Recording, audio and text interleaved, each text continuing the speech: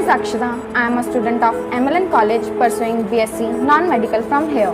If I discuss about training and placement department of a college, it is very good. It has helped many graduates to get job in various large corporations like TCS, Wipro, Yamuna Automobile Industries. Our college is accredited by Tata Consultancy Services. I am Riya of M.L.N College. I am student of BSc Medical here.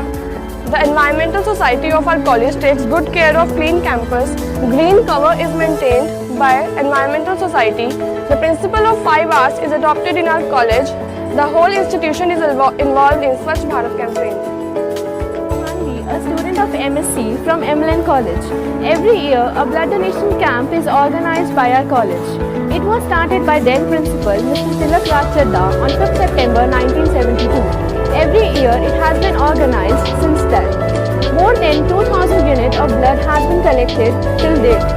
In year 2018, in alone, more than 4,000 units of blood was collected, which was a great deal, and it was circulated around every hospital in the city.